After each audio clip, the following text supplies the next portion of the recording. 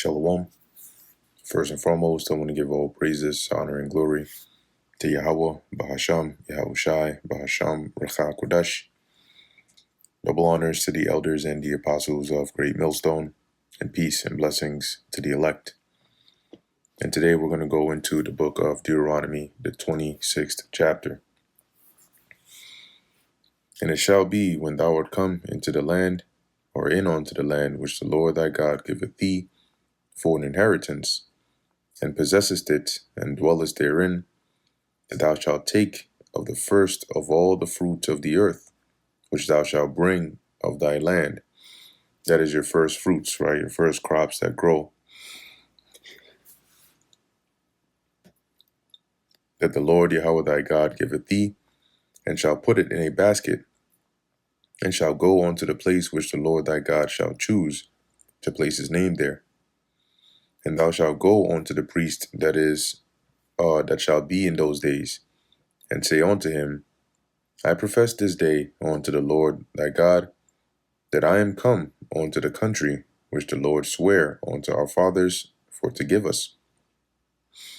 And the priest shall take the basket out of thine hand, and set it down before the altar of the Lord Yahweh thy God. And that is the basket with your crops in it. And thou shalt speak and say before the Lord thy God, a Syrian ready to perish was my father. And I think in the previous lesson I referenced this, and I mentioned Abraham, but in actuality, this verse is referring to Jacob. Okay, which when it says a Syrian, yes, the word there is Aram, like an Aramean, but the reason it says that is because those that were dwelling in Syria, being Abraham's relatives, right, his kin, that is the stock Abraham came from. That is also the stock Sarah came from. It is also the stock Isaac came from, since he came from Abraham and Sarah. And that is also where Rebecca, right, the wife of Isaac, came from. Hence, their son Jacob was considered Syrian, not being an Aramean by nationality, but of the stock of Abraham's relatives that dwelt in Syria. So that's what it means by a Syrian ready to perish was my father, referring to Jacob. And he went down into Egypt and sojourned there with a few, and became there a nation great, mighty, and populous. And that's the story of, in Genesis, when Jacob and the rest of his house came into Egypt, and eventually we became a nation over there. And the Egyptians evil entreated us and afflicted us and laid upon us hard bondage, right? So eventually, after the Pharaoh that knew Joseph died, the Egyptians started to afflict us, right? And put hard bondage upon us, intensified, putting us, basically making us slaves. And when we cried unto the Lord Yahweh of God of our fathers, the Lord heard our voice and looked on our affliction and our labor and our oppression. And so he basically was moved to deliver us.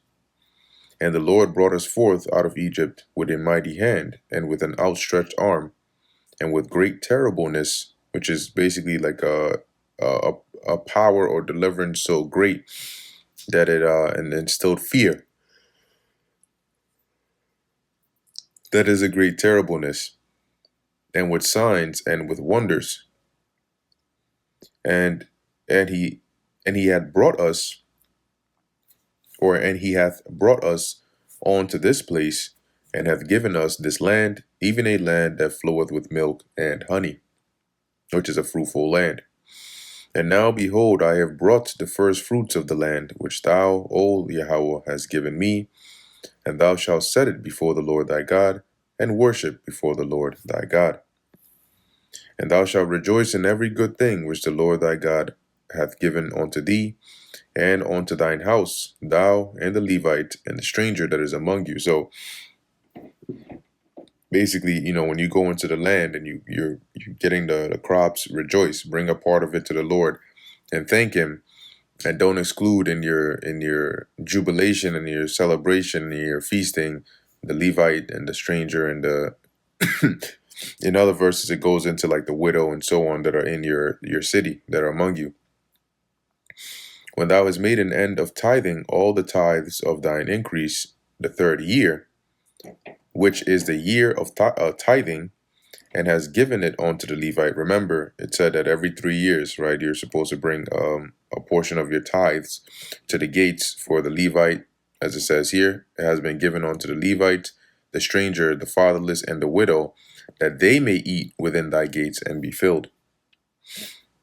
Then thou shalt say before the Lord thy God, I have brought away the hallowed things out of mine house. That is the tithe, the tenth part, and also have given them unto the Levite and unto the stranger, to the fatherless and to the widow, according to all thy commandments which thou hast commanded me. I have not transgressed thy commandments, neither have I forgotten them. I have not eaten thereof in my mourning. Remember, this is the holy thing, right? Because it's that tenth part which is, let's say, attributed to the Lord. So because it's holy, you're not supposed to defile it. That's why it says, I have not eaten thereof in my mourning, because in a state of mourning, you would be defiled if you're around the body of whoever you're mourning. So usually you'd be in a defiled state. So here it's saying here, I haven't defiled the holy portion, right, by eating of it in my mourning. Neither have I taken away aught thereof for any unclean use, nor given aught thereof for the dead. See? But I have hearkened to the voice of the Lord my God, and have done according to all that thou hast commanded me.